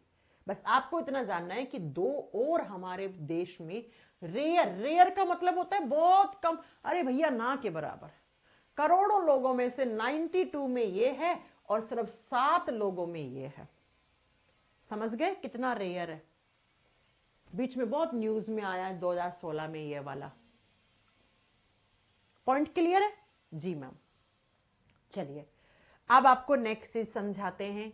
क्या अगर माता पिता का ब्लड ग्रुप ए और बी है तो होने वाले बच्चों में, बेटा इंद्रा में भी कोई एंटीजन की अभी इंफॉर्मेशन नहीं है लोकेश, मैं बोल तो रही हूं, कोई इंफॉर्मेशन नहीं है कि इसमें कौन सा एंटीजन है, कहां से आया है, क्यों आया है। हाँ लेकिन इसका एंटीजन इससे अलग है। अगर इनके एंटीजन सेम होते तो फिर ये अलग क्यों बनाते, इसी में रख देते ना। हाँ इसका एंटीजन तो इससे भी अलग है, इससे भी अलग है। अगर आप खुद सोच के देखिए, अगर इसका एंटीजन इसके जैसा होता तो इसको अलग क्यों रखते, यही रख देते ना हम। ठीक है, समझ में आ गई मेरी बात? हाँ जी मैम। चलो अब बात करते हैं, आपने एग्जाम में क्वेश्चन देखे होंगे कि माता पिता में से माता का ये ब्लड ग्रुप है, पापा का ये है, तो बेटा होने वाली संतान का कौन सा ब्लड ग्रुप हो सकता है, कौन सा नहीं हो सकता है। ऐसे क्वेश्चन देखे आपने एग्जाम में? नहीं देखे? हम दिखा देंगे, डोंट वरी। चलिए आइए, सबसे पहले मैं आपको निकालना बताती हूं कैसे निकालते हैं। इसको बोलते हैं ब्लड ग्रुप इनहेरिटेंस। लिख दो, ब्लड ग्रुप इनहेरिटेंस। अच्छा बच्चा, इनहेरिटेंस का मतलब क्या होता है? कैसे एक जनरेशन से दूसरी जनरेशन में ट्रांसफर होते हैं, कैसे माता पिता से आप में आए, आपसे आपके बच्चों में आए, उसे कहते हैं रक्त समूह है वंशानुगति। कैसे जाते हैं एक पीढ़ी से दूसरी पीढ़ी में, आइए आपको समझाते हैं। ब्लड ग्रुप इनहेरिटेंस, हाँ प्रैक्टिस करेंगे अभी क्वेश्चंस की। चलिए सुनो, मान लो माता पिता में से एक का ए है, एक का ओ है। अब आप मम्मी का ओ मान लो या पापा का ओ मान लो, कैसे मान लो, उससे क्या फर्क पड़ता है। ठीक है, अब से एग्जामिनर ने पूछा कि माता पिता में से एक का ए है, एक का ओ है, तो बच्चों का कौन सा ब्लड ग्रुप हो सकता है, कौन सा नहीं हो सकता है, ये क्वेश्चन है। आपको कैसे आंसर निकालना है? सबसे पहले इन जो सिंगल डिजिट है उसको डबल करना है, और डबल के लिए आप ओ लगा देंगे दोनों के आगे। सिंगल था, डबल कर लिया, सिर्फ रिजल्ट निकालने के लिए करते हैं। ये ट्रिक मेरी खुद की बनाई हुई है, उसके बाद बहुत सारे टीचर्स ने कॉपी की है, वो बात एक अलग है ना। आपको वो पूरी टेबल एनसीईआरटी की याद करने की जरूरत नहीं पड़ने दूंगी मैं आपको, वो बात अलग है। अब टीचर्स बहुत तरीके से पढ़ाते हैं कॉपी कर करके। आ जाओ, अब क्या करना है, अब इस ए को पकड़ो, पहले इसके साथ क्रॉस करवाओ, इस ए को पकड़ो, इसके साथ क्रॉस करवाओ। ए का ओ के साथ करवाया तो एओ बना। हाँ मैम, इस ए का इस ओ के साथ करवाया एओ, इस ओ का इस ओ के साथ ओ, इस ओ का ओ के साथ ओ बन गया। अब जब रिजल्ट निकालते हैं तो जहां पर सिंगल ओ है उसको काट दो, ये कट गया, ये कट गया, यहां क्या बचा ए, यहां क्या बचा ए। डबल ओ का मतलब ओ होता है, डबल ओ का मतलब ओ होता है। तो 50% चांसेस हैं ए ब्लड ग्रुप होने के बच्चों में, और 50% चांसेस हैं बच्चों में ओ ब्लड ग्रुप होने के, हैं कि नहीं? जी मैम। अब बेटा अगर किसी के मम्मी पापा का ब्लड ग्रुप ए और ओ है तो उनके बच्चों का कौन सा नहीं हो सकता? ना ही तो बी आ सकता है, ना ही ए बी आ सकता है। अगर मम्मी पापा का एओ है और बच्चा बी वाला पकड़ा गया तो समझना गड़बड़ हुई है। या तो ये बच्चा इन मां बाप का नहीं है, या इस बच्चे के मां बाप में गड़बड़ हुई है कहीं ना कहीं। समझे मैं क्या कहना चाह रही हूं? अब इसका मतलब ये नहीं तुम आज घर जाओ और अपने मम्मी पापा से पूछो कि मम्मी आपका कौन सा ब्लड ग्रुप है, पापा आपका कौन सा ब्लड ग्रुप है, और तुम चेक करो और तुम्हारी आंखें फटी की फटी रह जाए और फिर आके तुम्हारे माँ बाप मुझे बोल रहे हो हैं कि मैडम क्या पढ़ाती हो तुम हमारे बच्चों को।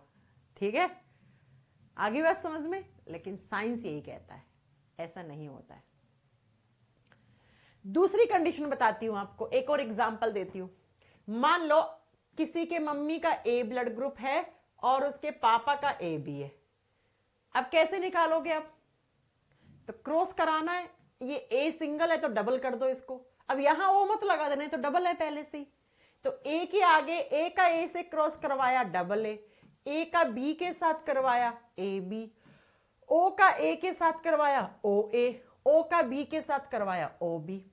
तो अब देखना जरा ध्यान से, डबल ए का मतलब क्या है? A blood group. A B का मतलब क्या है? A B blood group. यहां से ओ कट गया, ए बचा बी बचा, यानी कि मैम चारों ही ब्लड ग्रुप आ गए यहां पर। तो चांसेस कितना परसेंट है? 25% ईच। यानी कि अगर किसी माता पिता के ए और ए बी ब्लड ग्रुप है तो उसके बच्चों में 25% में चांसेस हैं चारों ही ब्लड ग्रुप हो सकते हैं, चारों ही हो सकते हैं। अब एक कंडीशन आप बना के दिखाओ। अच्छा, एग्जामिनर आपसे यह तो पूछेगा, जैसे इस क्वेश्चन ने पूछा आपसे कि माता पिता का ए और ओ है तो कौन से हो सकते हैं, तो ये होने के चांसेस हैं 50% में। कौन से नहीं हो सकते? तो बेटा ये बिल्कुल भी नहीं हो सकते। ये हुआ तो गड़बड़ है, बहुत बड़ी गड़बड़ है। मतलब छोटी मोटी गड़बड़ थोड़ी है ये कि तुम्हें 30 साल बाद पता लग रहा है कि तुम्हारे माता पिता का ब्लड ग्रुप तुमसे मैच नहीं कर रहा है। अब क्या करोगे? 30 साल में तो पाल लिया, पोस लिया, बड़ा कर दिया, पढ़ा दिया, लिखा दिया, अब तो उनको ही माता पिता मानने में भलाई है ना। अब ये आपसे पूछ ले कि इसमें कैसे पूछ सकता है आपसे एग्जामिनर। चलो एक आप आंसर करके दो फटाक से, एक आप बताओगे मुझे। मान लो किसी के मम्मी का ब्लड ग्रुप है ए और पापा का भी ए है, तो बताओ बच्चे कौन से पैदा होंगे? जल्दी बताओ, बच्चे कौन से आ सकते हैं, कौन से नहीं आ सकते? जल्दी, फास्ट फास्ट, जल्दी बताओ कौन सा आ सकता है, कौन सा नहीं आ सकता है। बस लास्ट चल रहा है ये आपका।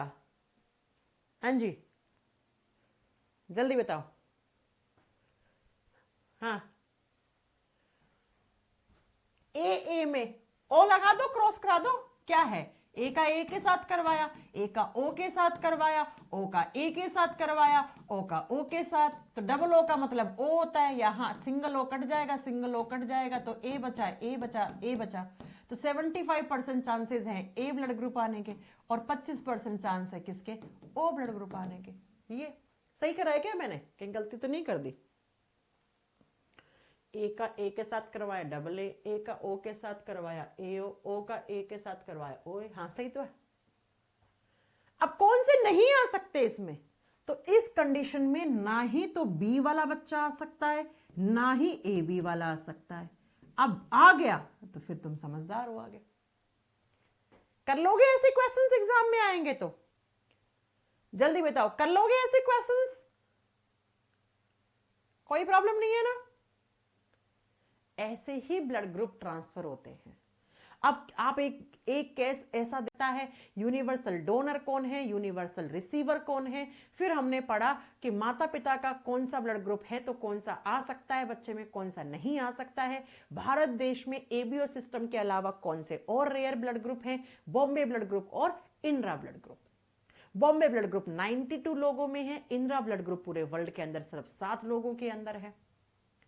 क्या मेरी बात समझ में आई? इतनी आ गई तो हमारा ह्यूमन ब्लड चैप्टर यहां पे खत्म होता है। अब जल्दी जल्दी मुझे कुछ क्वेश्चंस के आंसर बताओ आप, अब आएगा मजा। ये प्रीवियस ईयर के क्वेश्चंस हैं, सामने ईयर लिखा हुआ है, अब फटक से आंसर कर दो। चलो भाई, मैं नहीं बताऊंगी और मुझे बहुत स्पीड में आंसर चाहिए बेटा, बहुत स्पीड में आंसर चाहिए। पहला क्वेश्चन कह रहा है कि which of this component of blood boost immunity and helps to the fight germs। अरे हमारे खून का वो कौन सी सेल्स है, वो कौन सा हिस्सा है जो डिशुम डिशुम करता है, लड़ाई करता है, और किससे लड़ाई करता है? हाँ जी, हाँ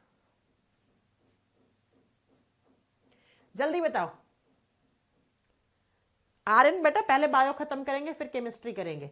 कौन करता है डिशुम डिशुम? लड़ाई करने का काम किसका बताया था मैम ने? इम्यून सेल्स कौन होती हैं? हमारे बॉडी की बॉडीगार्ड सेल्स, सोल्जर सेल्स किसको कहा गया? श्वेत रक्त कोशिकाओं को, WBC को कहा गया है। देखो ग्रुप डी और ALP दोनों में पूछा हुआ क्वेश्चन है। चलिए फिर अगले क्वेश्चन पे चलते हैं, थोड़ी स्पीड फास्ट रखेंगे। ब्लड कौन से प्रकार का उत्तक है? ब्लड एक कौन से प्रकार का उत्तक होता है? कनेक्टिव टिश्यू होता है, लिक्विड कनेक्टिव टिश्यू होता है, तरल संयोजी उत्तक होता है। एग्जाम के नाम देखो आप, ऐसा कोई धरती पर एग्जाम नहीं है जिसमें यह ना पूछा गया हो। ब्लड कौन से प्रकार का टिश्यू होता है? कनेक्टिव टिश्यू, संयोजी उत्तक। क्यों होता है? आंसर बताया था आपको, सब कुछ पढ़ाया था। अगला question, who discovered blood circulation? रक्त परिसंचरण तंत्र की खोज किसने की थी? पढ़ाया था ना, विलियम हार्वे जी को हम फादर ऑफ सर्कुलेटरी सिस्टम कहते हैं या फादर ऑफ एंजियोलॉजी कहते हैं। एंजियोलॉजी वो ब्रांच होती है जिसमें हम ब्लड सर्कुलेटरी सिस्टम के बारे में डिटेल में पढ़ते हैं। तो इसका आंसर क्या होना चाहिए? William Harvey. विलियम हार्वे जी को फादर ऑफ ब्लड ग्रुप। देखो 3 एग्जाम में पूछा हुआ है, सारे एग्जाम के नाम लिखे हुए हैं। What is the fluid component of blood? हमारे खून में जो तरल हिस्सा होता है उसको क्या कहा जाता है? देख लो, SSC JEE में पूछा हुआ है। खून के तरल हिस्से का नाम क्या होता है? प्लाज्मा। प्लाज्मा कितने परसेंट था? 55%। प्लाज्मा का कलर कैसा था? पीला। किसकी वजह से? बिलीरुबिन की वजह से। प्लाज्मा के काम 5 पढ़ाए थे। The normal pH of human blood is approximately. हमारे खून के पीएच का मान क्या है? इतने एग्जाम में पूछा हुआ है। खून के पीएच का मान 7.45 होता है। और मैंने कहा था कौन है जो हमारे ब्लड के पीएच के मान को मेंटेन करने का काम करता है? याद कर लो, आप लोग आंसर करो। अगला मैं पढ़ती हूं, सर्कुलेटरी सिस्टम के बारे में कौन सा एक स्टेटमेंट है जो सही है? ग्रुप डी 2022 में पूछा। The circulatory system constitute 7 to 8% of humans total weight. अगला पढ़ना है, लाइफ स्पेन ऑफ आरबीसी 115 से 120 दिन। ठीक है। अगला है, the amount of blood is in adult human body 6 to 8 litre, है ना? गलत पूछा आपसे, गलत। अगला है, only blood is white fluid connective tissue. आप देखो गलत कौन सा है। अरे जो खून है वो हमारे बॉडी का 7-8% होता है सर्कुलेटरी सिस्टम। हाँ मैम, आपने पढ़ाया था। आरबीसी का जीवन काल मैक्सिमम 120 दिन होता है। इसने 115 से 120 दिन लिख दिया, वो भी ठीक है। 60 से 120 दिन लिखता तो भी ठीक था। अगला नेक्स्ट है, खून जो होता है वो 6 से 8 लीटर। ये 6.8 नहीं है, 6 से 8 लीटर। हाँ 6, 7, 8 तो बहुत ज्यादा हो गया, लेकिन फिर भी ठीक है, 8 है तो बहुत अच्छी बात है किसी में। अब नेक्स्ट है, खून जो है वो व्हाइट कलर का होता है। अरे व्हाइट थोड़ी होता है, खून तो लाल कलर का होता है। यही गलत है और गलत पूछा था, तो D is the right answer. चलिए फिर नेक्स्ट क्वेश्चन पे। अगला क्वेश्चन कह रहे हैं, the part of blood which contains 92% water and the remaining 8% contains protein, minerals, hormones, enzyme and other substituents. अरे खून का कौन सा हिस्सा है जिसमें 92% में हमने पढ़ाया था पानी होता है, और बाकी के हिस्से में क्या था? Proteins, minerals, enzymes etcetera etcetera. उसे क्या कहते हैं? प्लाज्मा कहते हैं। अरे किसका कंपोजिशन पढ़ाया था? प्लाज्मा का ही तो पढ़ाया था, है ना? चलो अगला क्वेश्चन। नेक्स्ट क्वेश्चन कितने सारे एग्जाम में पूछा है, from which part of the body is blood produced. कहां पे खून बनता है?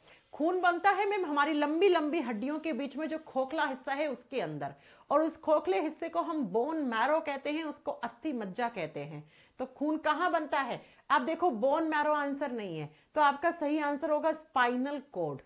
स्पाइनल कोड क्यों हुआ? क्योंकि स्पाइनल कोड के दोनों तरफ लगी हुई होती हैं आपकी वर्टिब्री, यानी जो रीढ़ की हड्डी है। स्पाइनल कोड अंदर नस होती है मोटी सी, उसके बाहर स्पाइनल कोड के बाहर बैकबोन रीढ़ की हड्डी रहता है, और हड्डियों में क्या बनता है? खून बनता है। तो इसका आंसर यहां पर स्पाइनल कोड बनेगा।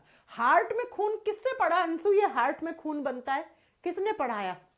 अगला, the average life span of red blood cells 120 दिन, after that it in what does their destruction take place. कह रहे हैं कि आरबीसी 120 दिन तक जिंदा रहती है, उसके बाद कहां मरने जाती हैं? तो 2 ऑर्गन पढ़ाया था, लीवर और स्प्लीन।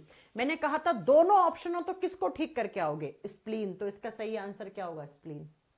अरे आरबीसी मरने के लिए कहां जा रही थी? स्प्लीन में जा रही थी, और स्प्लीन में आरबीसी स्टोर भी हो जाती हैं, इसीलिए स्प्लीन को ह्यूमन बॉडी का ब्लड बैंक कहा जाता है। ये पढ़ा चुकी हूं सब कुछ। देखो दोनों ऑप्शन में लीवर और स्प्लीन, तो किसको सही करेंगे? स्प्लीन को। मैम ने पढ़ाया था ना ये कि स्प्लीन को सही करेंगे हम। अगला, हमारे खून में सबसे ज्यादा सेल्स कौन सी होती हैं? तो बताओ कौन सी होती है? खून में 99% में मैम आरबीसी होती हैं, और आरबीसी का दूसरा नाम क्या पढ़ाया था? अरिथ्रोसाइट। तो आरबीसी का दूसरा नाम क्या है? अरिथ्रोसाइट। याद है कि भूल गए हो? ये सब कुछ पढ़ा चुकी हूं मैं, ऐसा कोई क्वेश्चन नहीं है जो आपने ये चैप्टर पढ़ लिया मेरे से तो आप छोड़ पाओगे। अरिथ्रोसाइट 99% में होती है, बाकी के 1% में डब्ल्यूबीसी और प्लेटलेट्स होती हैं। अगला क्वेश्चन इतने सारे एग्जाम में, human blood release platelets which helps in blood clotting. जो हमारी रक्त कोशिकाएं होती हैं वो क्या रिलीज करती हैं जो रक्त का थक्का जमाने में सहायक है? अब रक्त का थक्का जमाने में मुख्य प्रोटीन कौन सी थी? फाइब्रिनोजन। और फाइब्रिनोजन किस में टूट रहा था? फाइब्रिन में टूट रहा था, याद है ना? तो इसका सही आंसर क्या होगा? फाइब्रिन। अच्छा, वैसे यहां पर दोनों ही सही आंसर है, प्रोथ्रोम्बिन भी आंसर सही है, प्रोथ्रोम्बिन भी सही आंसर है। यहाँ पे हो सकता है टाइपिंग में एरर हो कुछ, ठीक है। चलो अगला क्वेश्चन, हमारे बॉडी में कितने लीटर खून होता है? एएलपी 2018 जेई में पूछा 2019 में, तो यहां पर 6 वाला ऑप्शन सही करेंगे आप। अप्रोक्स 6 तो आपको लिखना ही पड़ेगा ना। अब इसने महिलाओं में लिखा होता है यहां पर, तो 5 भी ऑप्शन सही हो सकता था। अगला क्वेश्चन, नेक्स्ट है the largest particles in human bloods. सबसे बड़ी ब्लड सेल्स कौन सी हैं? ये तो क्वेश्चन मैंने लिखवा के करवाया था। सबसे बड़ी रक्त कोशिकाएं कौन सी होती हैं? डब्ल्यूबीसी संख्या में कम होती हैं जबकि ए साइज में बड़ी होती हैं। आरबीसी संख्या में ज्यादा होती हैं जबकि साइज में छोटी होती हैं। पढ़ाया था ना? तो इसका सही आंसर क्या होगा? डब्ल्यूबीसी जो होती हैं वो आपकी सबसे बड़ी होती हैं। श्वेत कोशिकाएं जो होती हैं वो सबसे बड़ी होती हैं। और श्वेत को मैंने डब्ल्यूबीसी भी, सबसे बड़ा डब्ल्यूबीसी कौन सा पढ़ाया था? याद है ना? सबसे बड़ा डब्ल्यूबीसी कौन सा था बेटा? मोनोसाइट्स था, भूल मत जाना। अगर पूछे सबसे बड़ी डब्ल्यूबीसी कौन सी है, तब आपका आंसर क्या होगा? मोनोसाइट्स। अगला question, which of the following cells present in the human body does not have nucleus. कौन सी ब्लड सेल्स के पास न्यूक्लियस नहीं था? कितना अच्छे से पढ़ाया था। आरबीसी के पास न्यूक्लियस और माइटोकॉन्ड्रिया नहीं होते हैं। आरबीसी के पास केंद्रक और माइटोकॉन्ड्रिया का अभाव होता है। क्या नहीं होते हैं? न्यूक्लियस और माइटोकॉन्ड्रिया। और आरबीसी का दूसरा नाम क्या है? अरिथ्रोसाइट्स। कहा था ना रिपोर्ट्स में, या तो आरबीसी लिखा हुआ आएगा या अरिथ्रोसाइट्स लिखा हुआ आएगा। तो आरबीसी, ह्यूमंस की आरबीसी या मैमल्स की आरबीसी के पास न्यूक्लियस और क्या नहीं होता? आप क्या बताओगे बेटा? और माइटोकॉन्ड्रिया नहीं होगा। लेकिन 3 ऐसे मैमल्स होते हैं जिनकी आरबीसी के पास न्यूक्लियस और माइटोकॉन्ड्रिया दोनों पाए जाते हैं। कौन कौन पढ़ाया था? ऊंट, लामा, और तीसरा कौन सा था? आप बताओगे। तीसरा होता है जिराफ। चलिए अगला question, which of the following can be compare to soldiers. कौन सी ब्लड सेल्स हैं जिनको सोल्जर, सैनिकों से कंपेयर करते हैं? कितना अच्छा एग्जाम्पल देके समझाया था कि जैसे सैनिक भाई हमारे सीमा पे सुरक्षा करते हैं ताकि हमारे देश में कोई आतंकवादी ना घुसे, वैसे हमारे शरीर की सुरक्षा करने का काम डब्ल्यूबीसी का होता है ताकि बाहर से कोई जर्म्स, बैक्टीरिया, कोई वायरस हमारे बॉडी में अटैक ना कर पाए। तो आंसर क्या होना चाहिए? आंसर होना चाहिए श्वेत रक्त कोशिका या श्वेत रक्त कणिका। अगला क्वेश्चन है, विच of the following plasma protein is involve in blood coagulation. Main protein कौन सा था प्लाज्मा में जो रक्त का थक्का जमाने में सहायक था? मेन प्रोटीन था मैम फाइब्रिनोजन। याद है ना? मैंने कहा था हिंदी में हो सकता है फेब्रिनोजन या फिब्रिनोजन लिखा हुआ है, इंग्लिश में फाइब्रिनोजन कहा जाता है। Fibrinogen is the main protein for the blood clotting. मजा आ रहा है ना आप तो पढ़ने में? हाँ जी। अगला, विच of the following is not a part of circulatory system. परिसंचरण तंत्र कौन कौन से ऑर्गन से मिलकर बना हुआ है? ये तो चैप्टर स्टार्ट करने में पढ़ाया था। मैंने कहा था परिसंचरण तंत्र में हार्ट आता है, ब्लड आती है, ब्लड वेसल्स आती हैं, लिम्फ आता है। क्या नहीं आता? लार्ज इंटेस्टाइन नहीं आता। और यही सही आंसर हो गया। हार्ट, ब्लड, आर्टरीज क्या होती है? एक प्रकार की ब्लड वेसल होती है, आपको पढ़ाएंगे आगे, रक्त वाहिका ही होती है। तो लार्ज इंटेस्टाइन आती है डाइजेस्टिव सिस्टम में, पाचन तंत्र में, सर्कुलेटरी सिस्टम का हिस्सा नहीं है बेटा ये। अगला, इनमें से कौन सा मानव रक्त में नहीं पाया जाता? क्या है जो ह्यूमन ब्लड में नहीं होता? ल्यूकोसाइट्स होती हैं। जी मैम, ल्यूकोसाइट का दूसरा नाम क्या है? डब्ल्यूबीसी को ल्यूकोसाइट कहते हैं। लिम्फोसाइट भी एक प्रकार की डब्ल्यूबीसी होती है मैम। मोनोसाइट भी एक प्रकार की डब्ल्यूबीसी होती है। जबकि मैंने कोई कॉन्ड्रोसाइट नाम की सेल पढ़ाई है अभी तक? नहीं मैम। कॉन्ड्रोसाइट पता है कहाँ होती है? मसल्स में होती है, मांसपेशियों में जो सेल्स होती हैं उनको कॉन्ड्रोसाइट्स कहते हैं। लेकिन हम यहां ब्लड की बात कर रहे हैं। चलो अगला question, which of the following transport food, carbon dioxide and nitrogenous waste in dissolve form? यही क्वेश्चन इस साल ग्रुप डी 2025 में भी पूछा, और मैंने बताया था ना कि ये क्वेश्चन 2025 में भी आया था, क्योंकि मुझे तो सारे क्वेश्चंस याद रहते हैं किस एग्जाम में क्या पूछा है। अरे भैया, प्लाज्मा का काम क्या पढ़ाया था? प्लाज्मा हमारे बॉडी में जो खून में होता है प्लाज्मा, वो थोड़ा बहुत कार्बन डाइऑक्साइड, नाइट्रोजीनियस वेस्ट जैसे यूरिया, इसको ट्रांसपोर्ट करने का काम करता है। तो इसका आंसर क्या होगा? प्लाज्मा। और कहा था ना ये ग्रुप डी और उसके अलावा बहुत सारे एग्जाम में है। देखो बहुत सारे एग्जाम के नाम देखो, बहुत सारे एग्जाम के नाम देखो। सही कहा था ना आपकी मैम ने। विच of the following is required the formation of human blood? खून में क्या होता है? हीमोग्लोबिन। और हीमोग्लोबिन में मैम ने कहा था हिम जो होता है वो कौन सा कंपाउंड होता है? वो आयरन कंपाउंड। तो आयरन खाओगे अच्छा तो हीमोग्लोबिन बढ़ेगा, हीमोग्लोबिन बढ़ेगा तो खून बढ़ेगा अच्छा। तो आंसर क्या होगा? आयरन या लोहा। आंसर क्या होगा? ये भी इन 3 एग्जाम में, ये मेरे क्वेश्चंस नहीं है बेटा, ये PYQ है। तुम कह दो कहीं मैम तो जो पढ़ाया उसी में से क्वेश्चन निकाल के ले आई हैं और कह देंगे देखो मैंने कितना अच्छा पढ़ाया। नहीं भैया, ये PYQs हैं, आप लगा लेना, जो एग्जाम की डेट लिखी हुई है उसमें देख लेना, आपको मिल जाएंगे PYQ में। ये PYQs हैं, प्रीवियस ईयर क्वेश्चंस है बेटा, ये मेरे क्वेश्चंस नहीं है। चलो, which of the following human cells has the ability to change its shape? कौन सी ब्लड सेल्स हैं जो अपना आकार बदलती रहती हैं? सबसे फ्रीक्वेंटली आकार बदलती हैं वो WBC हैं। WBC का कोई फिक्स आकार नहीं होता है, उनको जैसी जगह मिलती है, जैसा काम होता है उसके हिसाब से अपना आकार, कभी ये ऐसे रहती है, कभी ऐसे रहती है, कभी ऐसे रहती है। ये अमीबा की तरह अपना आकार चेंज करती हैं, अमीबा की तरह अपना आकार बदल सकती हैं। कौन? WBC। पढ़ाया था? Yes ma'am. आ जाओ अगला क्वेश्चन, ब्लड कॉन्स्टेंट्स और फ्लूइड में जो खून के अंदर जो लिक्विड वाला हिस्सा होता है ना, जिसमें लाल रक्त कणिकाएं, श्वेत कणिकाएं और प्लेटलेट्स तैरते रहते हैं। इसका कहने का मतलब है हमारे खून में जो हिस्सा लिक्विड पार्ट होता है उसको क्या बोलते हैं? तो प्लाज्मा कहते हैं। ये तो कोई बात नहीं हुई है ऐसी पूछने वाली। अगला है condition characterised by abnormal increase in the number of red blood cells. अरे मैंने कहा था अगर RBC बहुत ज्यादा बढ़ जाए तो उसको क्या कहा जाता है? RBC ज्यादा हो जाती है तो उसको पॉलीसाइथेमिया। पॉली शब्द का मतलब हमेशा बहुत ज्यादा होता है। RBC ज्यादा होती है तो पॉलीसाइथेमिया, RBC कम होती है तो अनेमिया, WBC ज्यादा होती है तो ल्यूकोपीनिया, और WBC कम होती है तो ल्यूकोपीनिया, WBC ज्यादा होती है तो ल्यूकेमिया। याद है कि नहीं है? भूल गए आप लोग?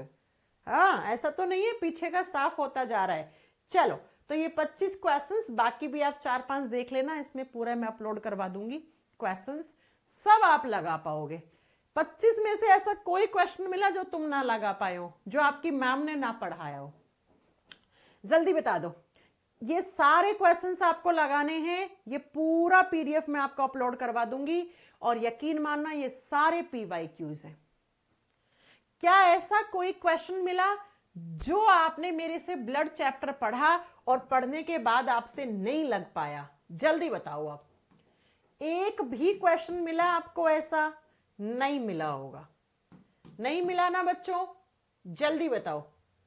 इसीलिए मैंने कहा था बेटा मैं जिस दिन आपको थ्योरी पढ़ा दूंगी ना, तो एक भी ऐसा क्वेश्चन नहीं होगा कि जो आप ना लगा पाओ। तो इसी के साथ हमारा एक चैप्टर, बधाई हो आपको, हमने पहला चैप्टर खत्म कर लिया। अब आप ना इस धरती पर किसी भी ऑथर की कोई भी किताब उठा लो जिसमें क्वेश्चंस हो, उनकी आप प्रैक्टिस कर लो, और यकीन के साथ मैं कह सकती हूं बेटा आप सारे क्वेश्चंस कर पाओगे। हाँ जी, चेक कर लीजिए। क्या चेक करूं आर्यन? केमिस्ट्री के नोट्स 15 तक अपलोड हो जाएगा। अरे बेटा नहीं बन पाए ना, अभी बन जाते तो मैं अपने पास रख के क्या कर लूंगी। तुम बायो तो पढ़ लो पहले, काहे को केमिस्ट्री के पीछे पढ़ रहे हो? अभी नोट्स तब चाहिएंगे जब मैं केमिस्ट्री स्टार्ट करूंगी। अब बताओ आपको कैसा लगा पहला चैप्टर पढ़ के? कोई डाउट हो आप पूछ सकते हो, बेझिझक पूछो बेटा, डाउट बेझिझक।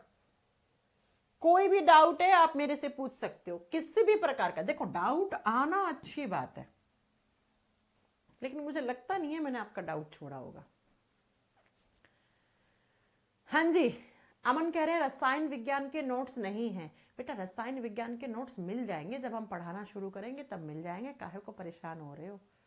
हाँ जी, एक भी अच्छा आपको लग रहा होगा मैम, पहली बात तो ये मेरे क्वेश्चन नहीं है, PYQ है, फिर भी आपके मन में डाउट आ रहा है कि भाई मैं तो किसी और टीचर के क्लास के करवाए हुए से मैं क्वेश्चंस लगाऊंगा या कुछ। करो, बेफिक्र होके करो। जितनी किताबें आपको मिलती हैं इस धरती पे, उन सारी किताबों के क्वेश्चंस लगा डालो, लेकिन पहले अच्छे से थ्योरी पढ़ना मेरी, ठीक है? पहले अच्छे से थ्योरी पढ़ना, राइट? तो ये हमारा ह्यूमन ब्लड वाला चैप्टर विद प्रैक्टिस, मैंने कहा था ना 20 से 25 क्वेश्चंस हर चैप्टर के बाद करवाऊंगी। अब आप कहो कि मैम 100 क्वेश्चन करवा दो एक चैप्टर के, तो वो बेटा प्रैक्टिकल नहीं है ना, थ्योरी भी पढ़ाना है, बड़ा लंबा सिलेबस है। 20-25 क्वेश्चंस हर चैप्टर के बाद मैं करवाऊंगी आपको, ठीक है? ओके, हाँ PNG अपलोड हो जाएगी 1-1.5 घंटे में। तुरंत जल्दबाजी मत करा करो, टीम को देना पड़ता है, फिर वो अपलोड करते हैं, थोड़ा समय लगता है बेटा।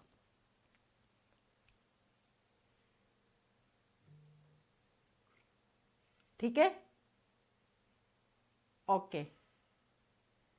नोट्स लेना जरूरी है मिस, ना लो नोट्स, कोई जरूरी नहीं है। आप अपने खुद के नोट्स का कोई मुकाबला नहीं है बेटा, खुद के नोट्स बनाओ, कोई मुकाबला नहीं है उसका। ठीक है बच्चों, तो मिलते हैं अब आपसे। आज शुक्रवार है ना? हाँ, अब शनिवार इतवार को क्लास नहीं होगी मेरी, बिकॉज मुझे दिल्ली भी जाना है कुछ काम से, तो शनिवार और इतवार को आपकी क्लास नहीं होगी, सीधा मंडे को मिलूंगी। मंडे को ह्यूमन हार्ट चैप्टर शुरू करेंगे, ठीक है? ह्यूमन हार्ट को अगले वीक में खत्म। मैं बड़े बड़े चैप्टर पहले खींच रही हूं, ताकि आप बड़े चैप्टर, ज्यादा वेटेज वाले चैप्टर पहले पढ़ा रही हूं, जिनसे क्वेश्चन हर एग्जाम में आते हैं। हार्ट खत्म करवा दूंगी, उसके बाद रिप्रोडक्टिव सिस्टम पढ़ाऊंगी, क्योंकि आजकल रिप्रोडक्टिव सिस्टम से इतने सारे क्वेश्चंस भर भर के आ रहे हैं। रिप्रोडक्टिव सिस्टम में सेक्सुअल एसेक्सुअल रिप्रोडक्शन दोनों करेंगे, और साथ में हम करेंगे रिप्रोडक्टिव सिस्टम में कॉन्ट्रासेप्टिव मेथड्स। ठीक है बच्चों, thank you so much, bye bye, take care. Monday को पढ़ेंगे बेटा हार्ट। अब अच्छा सुरभि, आप तो हमारे पुरानी स्टूडेंट हैं, मुझे याद है आपका नाम। कल की क्लास का कोई इंतजार नहीं करेगा, कल क्लास नहीं होगी ये वाली, ठीक है? सीधा मंडे को मिलेंगे अब।